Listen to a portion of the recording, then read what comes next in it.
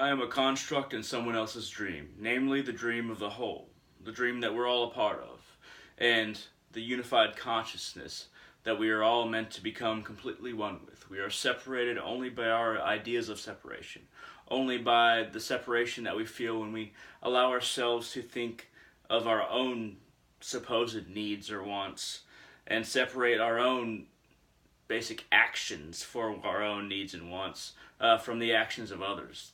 Only working for ourselves, in other words, and not working for the grander whole. When we start truly working for the grander whole, when we truly start to take responsibility in our life, which allows us to take responsibility in everyone else's lives and help them, that is when the grander whole is served. That is when us as an individual stops being our main concern and we stop living by fear. We stop living by the idea that if we don't provide for ourselves, nobody will, and that if we don't provide for ourselves, we will die, we will blink out of existence. But in truth, we are a permanent part of existence. Every single individual is a permanent part, and not only are they permanent, they are also a part of the grander whole. We have this exchange between us and the universe. Of course, between us and other human beings, but we also have this exchange between us and the universe. Between us and plants, we breathe out the carbon dioxide, and the plants take that in and basically breathe out oxygen. We respond to our environment in a way that we grow crops. We raise cattle and sheep and pigs, and we don't do it very effectively, and we're leading ourselves off of a cliff when it comes to expending the Earth's resources. But we have this constant engagement with us and our environment, with us and the means by which we live that are natural, that we are starting to subjugate, we are starting to oppress, and we are starting to use to our own means to the extent that we are creating a situation where our own means will destroy us. But there is this constant exchange. I am in a construct in somebody else's dream. This isn't my dream. This isn't the dream I've created. This is the dream that the universe is dreaming, that God is dreaming, and I simply am a single player in it.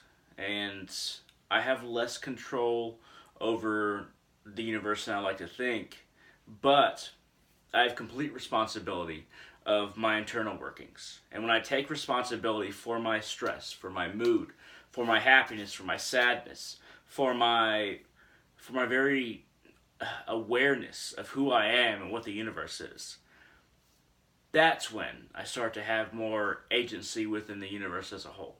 But not before, never before. And when we start to have more agency in the universe as a whole, because we accept the responsibility that we, of course, have for everything that goes on within us. We can't blame anybody else. We can't say, okay, we were raised this way, or our mom and dad did this to us, or somebody did this to us a long time ago, and this is why I act this way, or this is why I feel this way. My friends and family, my peers, the society around me rejects me, and this is why I feel this way. These are all blaming somebody else for our inner environment. Our inner environment is entirely in our hands. We're completely responsible for our internal environment. That doesn't mean that I am completely successful in creating my own internal environment. That just means that I am self-aware to the extent that I know that I am responsible for it. I just haven't created the proper internal environment to affect the way that I feel, to affect the way that I perceive, and to affect the way that my internal and external membranes become one, and I create the opportunity to become a greater agent in the universe at large. And when we take internal responsibility, that's when we are able to become agents in the external world and actually start helping other people, start really working for the universe, so that, well, hell, even ourselves are affected in the end. If we work for others, if we work for the universe, and try to create balance, try to create harmony, and try to create resolutions to people's problems that are as beneficial as they can be for everybody involved, then we actually create a positive influence for our internal environment. Now, as I've said, I'm a construct in someone else's dream. I am being dreamed by the universe, and I am entirely influenced by the universe. I know enough now that I unfortunately know, I say unfortunately because it's hard to accept, that all the different influences in my life, before my life, even before this lifetime, and during this lifetime, all of these influences that I've ever experienced without knowing it, have formed who I am to a greater extent than most people realize. And this is true for everyone. Now, true agency is when we take responsibility for ourselves. That's when we start to become a more complicated individual. That's when we start to truly have the ability to act and not just be the result of the actions around us that have kind of merged into the being that we are. These influences that we've accepted, in other words, not necessarily the actions around us, but the influences that we've accepted, and we've subconsciously accepted a multitude of influences that compose ourselves. So we are responsible for ourselves. But it has been a multitude of influences that we passively accepted because we didn't know that we were being influenced. So it is still our responsibility, but this isn't a blame game.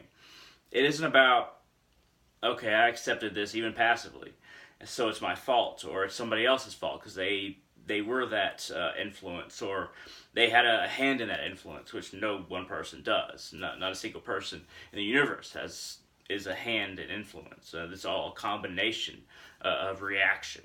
If we choose to react in a certain way, that's on us. But regardless, we are entirely responsible for the environment that we experience as individuals within ourselves, how we treat ourselves, how we accept certain truths, how we dismiss certain truths because they're unpleasant, and how we approach each day and exist in each day, what we focus on every day. If we can focus on a tiny experience within our lives for a solid minute and focus on nothing else, then our entire lives will change. And this is something that Sadhguru said. Now, if we can focus on and truly experience even eating, as Sadhguru has said, and experiencing how it feels for that nourishment to be processed to become our body, because we're really just bodies of food. We're bodies produced of food, but there's a spark deep within us that is beyond these food bodies. They might look like human beings, they might look different than the food that we intake, but there's this life essence, this spirit that transforms all that food into us, which is the most amazing technology on this planet. And it happens in so few hours. 12 hours, the food starts really being transformed into us. And it took millions and millions of years for us to evolve into this. But this technology is very perfected by the natural world. Regardless, we are food bodies that have this spark within us that can accept or reject the idea of responsibility. The idea that it is more than our influences, more than what is forced upon us by circumstance.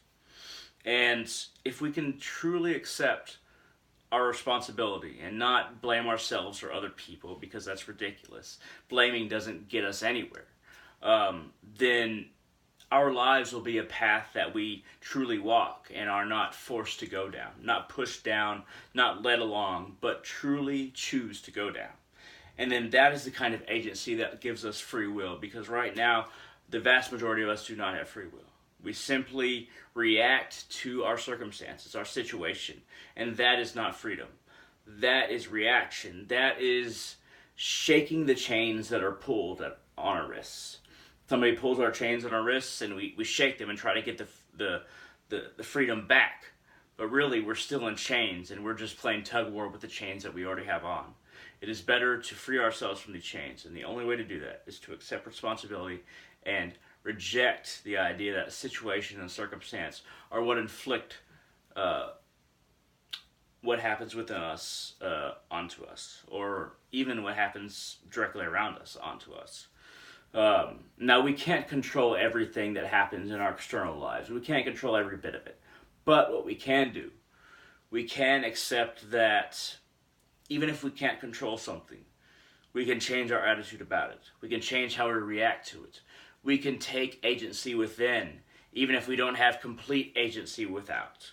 Now, having complete agency without is not necessary to gain freedom, but complete agency within is absolutely necessary to gain complete freedom. But at any rate, thank you very much for watching. This has been a video about how I'm a construct in someone else's dream. In this case, it's the dream of everything, of all, of the universe and the multiverse. I hope that this has made sense and that the original subject of this video has related to the things that I've talked about. But regardless, if you like this video at all, hit that thumbs up down there. It really helps out the channel. If you have any comments, you want to ask questions, you want to say, I disagree with this or I agree with this, feel free to shoot it down in the comment section below. I try to get to all the comments. There's been a lot of them, so it's been kind of hard, but I try to get to every single one. And hey, just take agency within before you expect the universe to respond to an attempt at agency without. Y'all have a great day.